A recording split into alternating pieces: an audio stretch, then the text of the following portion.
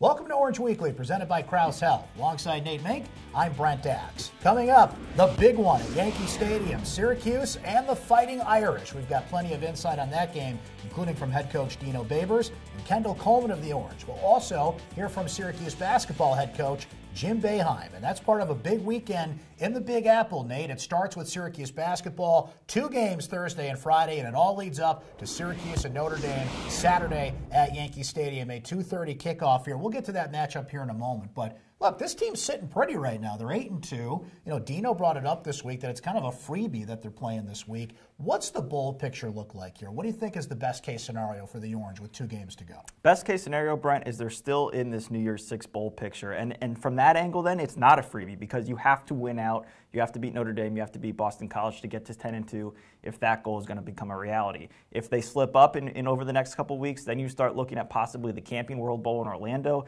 They have the first selection among the ACC teams. And then after that, it's a group of Tier 1 bowls, and then that's where you start getting a little bit more complex, and the ACC office and the schools start to have some back-channel conversations about geographically what makes the most sense for some of these teams and their bowl destinations. The Pinstripe Bowl may be a possibility if Syracuse loses the last 2 games. We'll see. But for now, they play at Yankee Stadium coming up. It's a familiar place, believe it or not, for Syracuse football fans with 2 trips to the Pinstripe Bowl in recent years. How's it looking this time around, Nate? I know we're a couple days away from the game. What's the weather look like, and what kind of venue is this for football these days? I don't think it's going to be a snow globe like it was in 2012 when Syracuse played West Virginia, but I think it can be blustery. It looks like we're a couple days out from Saturday, but it looks like there might be some wind gusts, over 25 miles per hour. That could affect how Syracuse plays and calls plays in this game. But from a logistical setup, yeah, it's a little bit different in terms of sight angles. Anytime you put a football field on a baseball field, there's going to be a different look to it, but stands are farther away from the field. It's kind of weird in a way. Right, and there will be a significant number of Notre Dame fans here as opposed to the number of Syracuse fans here. This is their game.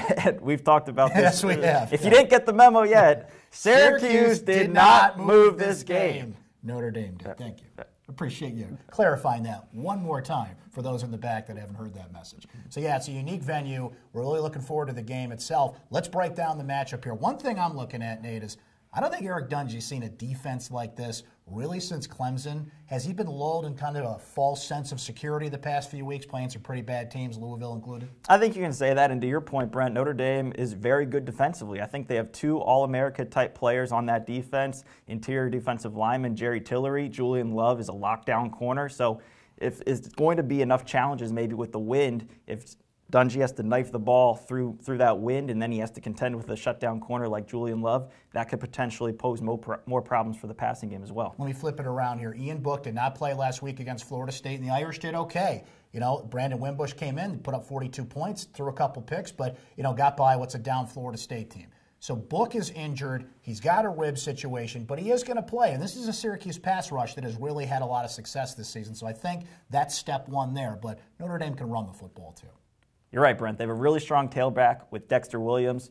They have a really good center in P.J. Mustafer. Maybe not as strong on the left side of that offensive line as they were a year ago with Mike McGlinchey and Quentin Nelson, but still can run the ball. Obviously, Brandon Wimbush, if they use him, he can do some things with his legs. And then over the top in the passing attack, Miles Boykin on the perimeter is a matchup threat for them as well. He's been the top target for Ian Book since he's come in, 10 touchdowns on the season. Well, let's hear what Dino Babers has to say about the Irish, what Kendall Coleman has to say about the Irish, and what Jim Boeheim has to say about his team. It's time for Syracuse Soundbites.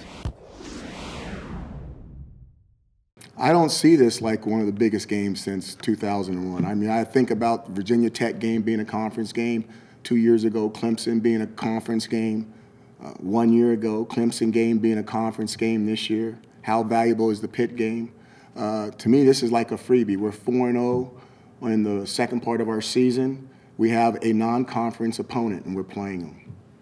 And it doesn't affect our conference standings, but it does affect our overall record. So I look at this one a little bit differently than a conference game. Maybe. Like I said just now, though, I feel like if guys start to think like that, they can take themselves out of the game, start thinking about more than what it is. And when it comes down to it on Saturday, it's just those guys put on their helmets, I put on mine, and my team puts on ours. We go out there and see who's going to win out. we're very good at getting to the basket. This team is very good. We got 4 guys out there that can get to the basket, and we have to do that. And if they compress their defenses, then we'll get some open looks, and I think we'll knock down those shots in those situations. Nate, football, just one part of the package in the Big Apple this weekend. It's more like the Big Orange, as you get 2 basketball games to start things off, Thursday and Friday at Madison Square Garden. Jim Boeheim telling me this week, Nate, that this UConn backcourt they're going to play, one of the best set of guards that the Orange will take on this season. And given that Frank Howard is doubtful for this weekend, and Howard Washington and Jalen Carey are recovering from injuries right now, UConn's got a shot here to beat Syracuse at Madison Square Garden. After 2 low-conference games to open the season, I think having an opportunity to play some higher-level opponents in Madison Square Garden is a big deal.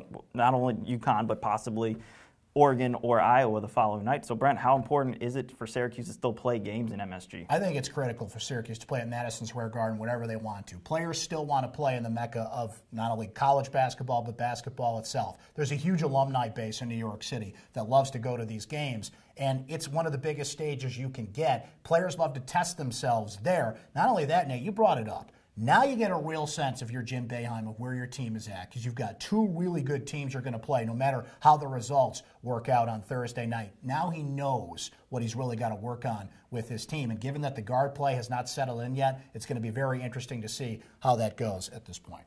Well, one guy we know who has played well, Brent, is O'Shea Brissett.